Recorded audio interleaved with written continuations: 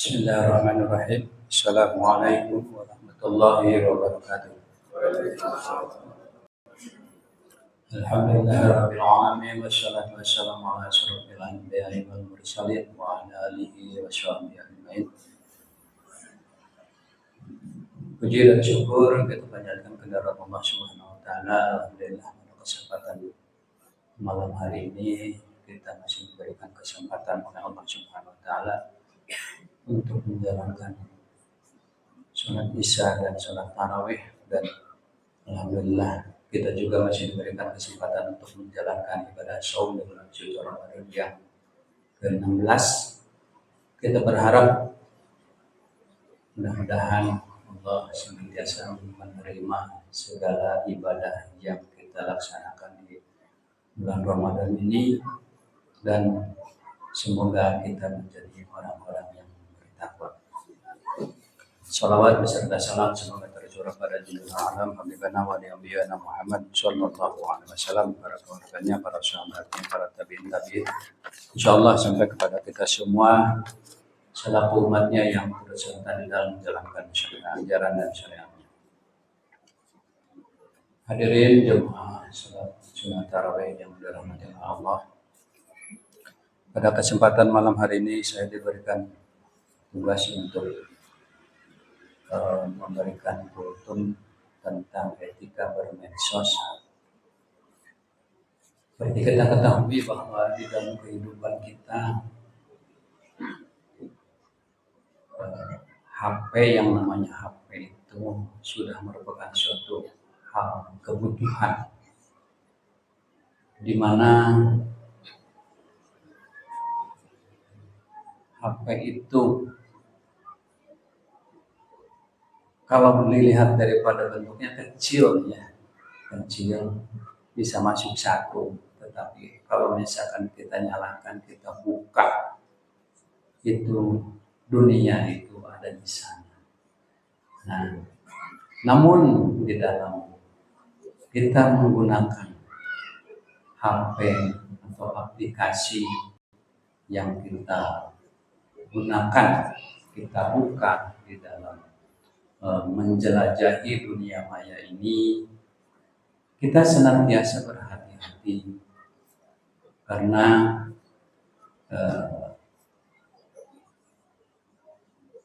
kita lihat ada dua sisi negatif dan posisi positifnya. Dimana kalau misalkan memang kita lihat, tergantung apa yang akan kita buka, apa yang kita mau, nah itulah mungkin akan terbuka terus kemana sampai kemana, sehingga kita akan terlena dan terlena, sehingga yang dirasakan apabila kita sudah membuka HP itu waktu 1 jam itu sudah tidak terasa, sangat-sangat cepat sekali, dan kita asik di dalamnya. Nah, namun di dalam hal itu maka kita harus sadar diri apabila kita sudah melaksanakan masuk ke dalam dunia maya, maka kita sadar bahwa apa yang kita buka, kita kerjakan di dalam membuka aplikasi itu, ingat ada malaikat raqib dan atid yang mencatat apa yang kita kerjakan di sana. Nah, sehingga mudah-mudahan kita membuka aplikasi itu sesuai dengan kebutuhan. Mungkin kalau saya lihat di zaman sekarang itu aplikasi TikTok segala macam itu, sudah keruh lah, sangat keruh. Nah, disitulah kita sudah harus sebagai umat muslimat di dalam bulan suci Ramadan ini, kalau bisa untuk kita mengurangi atau bahkan berhentilah membuka aplikasi-aplikasi yang bau-bau seperti itulah gitu, sehingga eh, kita khawatir dengan membuka aplikasi yang tidak bermanfaat itu akan mengurangi daripada nilai ibadah di bulan suci Ramadan. Makanya saya sarankan mungkin alangkah lebih baiknya bulan suci Ramadan ini kita kurangi, ya paling kalau misalkan memang penting ada WhatsApp segala macam, yaitu misalkan informasi boleh kita buka sehingga orang bertanya pada kita, ya kita jawab. Namun kita mesti menjaga juga, yang pertama hal yang penting di dalam medsos ini, kita tahu etika dalam berkomunikasi. Karena apa? Bahasa yang ditulis di dalam WhatsApp dan pada saat ketika berkomunikasi dengan orangnya secara langsung itu akan menjadikan ada perbedaan yang sehingga kita memungkinkan orang gagal paham terhadap apa yang kita sampaikan. Mungkin maksudnya daripada kita nge-share ini maksudnya begini, tetapi di dalam kalau misalkan diomongkan menjadi lain gitu. Nah, saya maksudnya begini gitu. Itu kita hindari karena memang bisa saja dari sisi negatifnya itu kita akan menjadikan timbul perpecahan atau pertengkaran.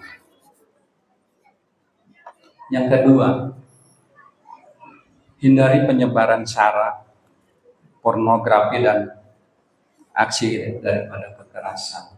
Apalagi bulan suci Ramadan, ya seperti saya sebutkan tadi, pornografi di dalam dunia maya itu sudah sangat tinggi, dan memang kita terus terang saja kita, karena memang HP itu sudah merupakan suatu kebutuhan bagi kita, maka kita mesti bijaksana di dalam menggunakan aplikasi tersebut, sehingga jangan sampai kita terbawa oleh arus di mana lambat laun kalau misalkan memang kita ikuti itu budaya-budaya yang ada di dalam sana, itu kita akan membuat kehancuran. Coba kita lihat salah satunya di antaranya bahwa kalau misalkan anak-anak kita terus berjam-jam buka aplikasi game sampai 1 jam, 2 jam, 3 jam, wah udah, kalau sudah seperti itu sudah. Apa dampaknya? Yang pertama mungkin dia sudah lupa waktu. Yang kedua, efek radiasi daripada HP yang berjam-jam itu akan membuat mata menjadi rusak. Nah, sehingga itu mesti waspada. Salah satu di antaranya kalau misalkan anak memang terus menggunakan aplikasi game, kita coba lihat, kita coba tanyakan pada guru. Apakah anak kita, atau misalkan kita lihat daripada raportnya, gimana dari tahun ke tahun anak itu menurun atau meningkat. Biasanya kalau misalkan anak berjam-jam menggunakan HP game, biasanya prestasinya menurun karena sudah terjadi kerusakan di dalam matanya yang sehingga tanpa disadari bahwa dia yang pertama pemikirannya sudah terganggu, yang kedua matanya juga sudah mulai terkena radiasi. Tiba-tiba kita periksa anak itu sudah minusnya bisa 2, 3, 4, udah ganti pakai kacamata. Mau ibu-ibu, bapak-bapak jaga anak-anaknya ya. Tiba-tiba sudah -3, -4, harus pakai kacamata. Aduh, jangan sampai terjadi. Nah, itu salah satu hal kecil yang merusak daripada anak-anak budaya kita, sehingga kan akhirnya kalau misalkan sudah pakai kacamata, aduh repot. Belajar juga betulin kacamata, belum lagi kacamatanya misalkan kalau udah rusak, prestasinya juga menjadi menurun kembali. Yang ketiga, cross check daripada kebenaran berita yang disampaikan misalkan oleh saudara-saudara kita, disampaikan dikirim melalui WhatsApp, tolong dicek kembali apakah ini memang berita ini benar atau tidak, sehingga kita tidak termakan oleh isu yang disampaikan, sehingga kita memastikan bahwa berita yang disampaikan oleh saudara kita itu adalah benar. Nah, jadi jangan sampai misalnya belum juga dicari kebenarannya udah di share langsung. Waduh, berbahaya sekali. Mending kalau misalkan memang hal itulah merupakan hal yang kebaikan. Tapi kalau misalkan kebaikan juga kita menerima informasi aplikasi, misalkan dari apa tentang keagamaan, boleh kita share, tetapi alangkah lebih baiknya misalkan hal-hal seperti itu yang kita laksanakan. Jadi nanti kalau misalkan memang yang tidak dilaksanakan oleh kita di-share kepada orang lain, nanti akan ditanya oleh Allah, kenapa kamu nge-share ini padahal kamu tidak mengerjakan. Selanjutnya, menghargai daripada hasil karya orang lain.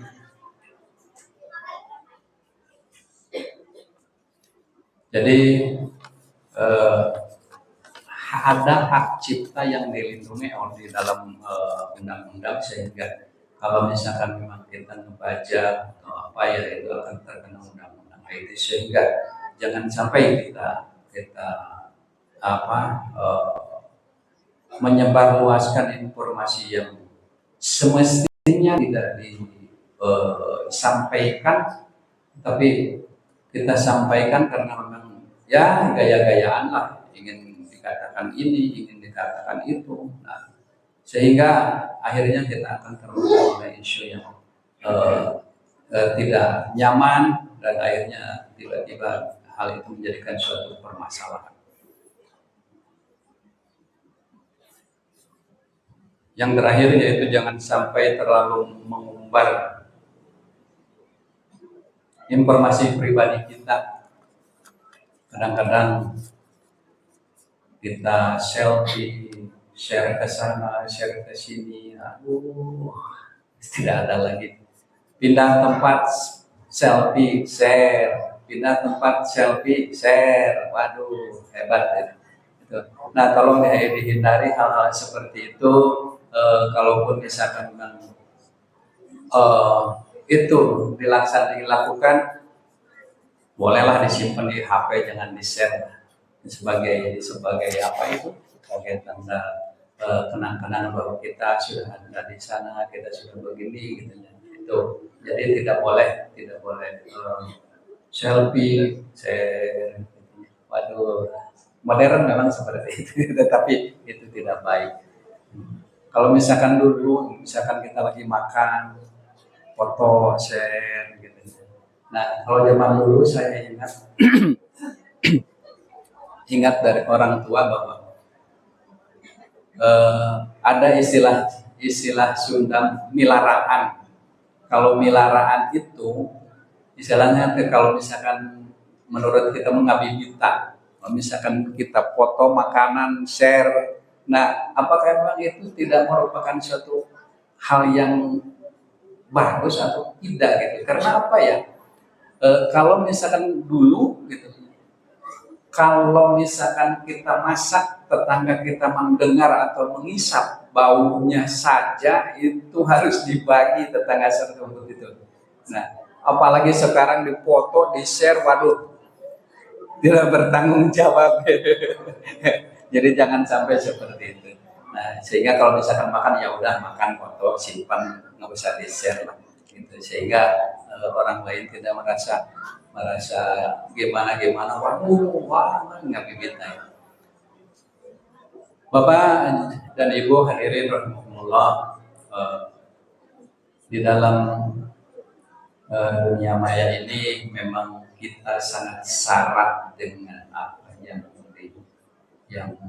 diperlukan, di mana kita sebagai pengguna teknologi, maka kita seyogyanya mesti berhati-hati di dalam menggunakan teknologi tersebut sehingga kita terhindar dari hal-hal kejahatan yang sangat marak pada kesempatan sekarang ini, terutama misalkan masalah